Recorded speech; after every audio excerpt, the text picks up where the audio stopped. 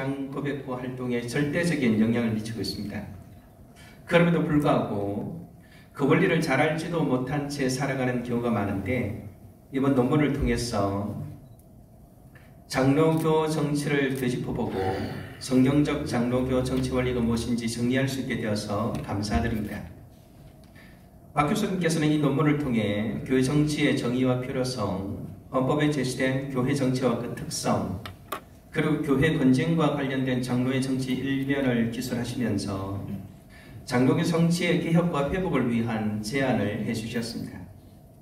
장로교 정치의 영향 아래 살아가는 모든 성도들과 장로교 정치를 직접 수행하는 직분자들에게 이 논문은 성경적 장로교 정치에 대한 가르침을 제공하는 귀한 글이라 사료됩니다.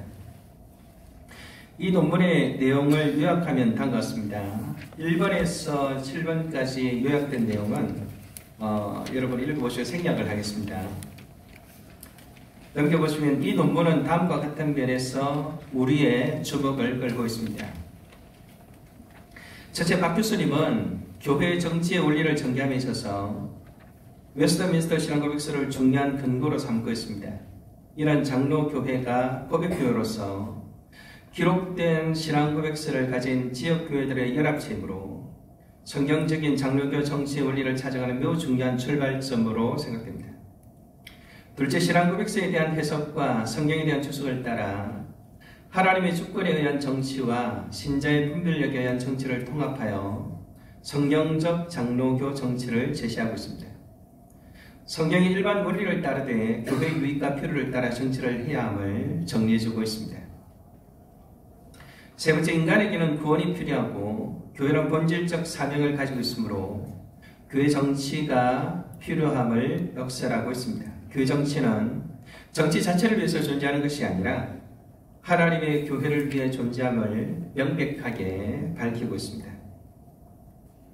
네 번째로, 삼심제는 교회 연합성과 관련해서 매우 중요한 의미를 가지고 있음을 제시하고 있습니다. 교회 정치가 교회법을 만들고 집행하는 일만 할 뿐 아니라 교회법을 어길 때 치료하는 일도 합니다. 이때 치료를 받는 당사자의 동의와 협력은 연합의 정도를 보여주는 매우 확실한 증거가 될 것입니다. 마지막으로, 치료의 결정에 대한 올바른 자세의 회복이 필요함을 주장하시면서 공회의 책임과 신자의 책임을 공히 성경을 기준으로 제시하고 있습니다. 공회는 하나님의 말씀에 근거하여 판단해야 하고 신자는 공회의 결정이 하나님의 말씀에 부합하는 한 따라야 한다고 정리하고 있습니다. 이는 장로교회뿐 아니라 모든 교회에 시급히 요구되는 과제라고 할 수 있을 것입니다.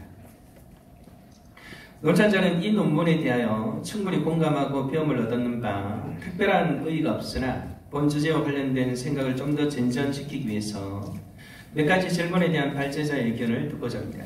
첫째, 교회의 정치가 선의 악을 이길 수 있는 질서를 만드는 역할을 해야 한다면 정치적 논의와 결정에 대한 권위를 회복하는 일이 시급하다고 여겨집니다.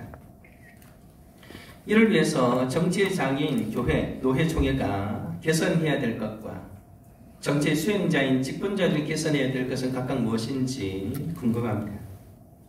두 번째로, 삼심제를 따라 지역교회를 넘어 노회와 총회로 출입권이 확대될 때 이를 상회 혹은 최고회라고 표현하는 관리적 용어는 교회와 교회 간의 평등을 강조하는 장로교 정치 원리에 따라 생각해 볼 때 적절한 표현인지 궁금합니다. 만약 적절하지 않다면 어떻게 바꾸면 좋을런지요.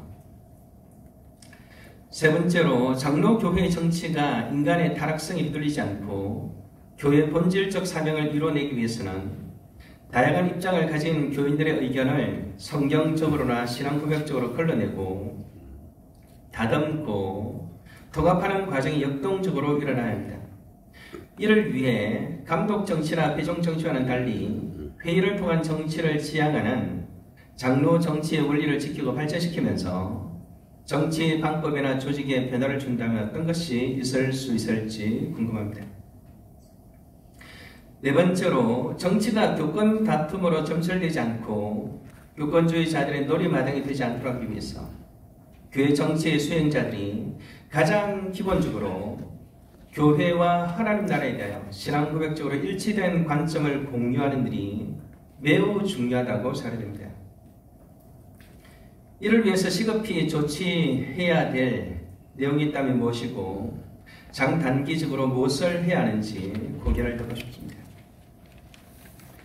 다섯 번째로, 정치 원리가 아무리 성경적으로 정립되어 있어도 정치를 현장에서 수행하는 직분자가 어떤 사람이냐에 따라 정치의 결과는 현장 차이를 나타냅니다. 그래서 총회 총대들이 중요하고 노회 목사들과 총대들이 중요하며 지역교회 직분자들이 중요합니다.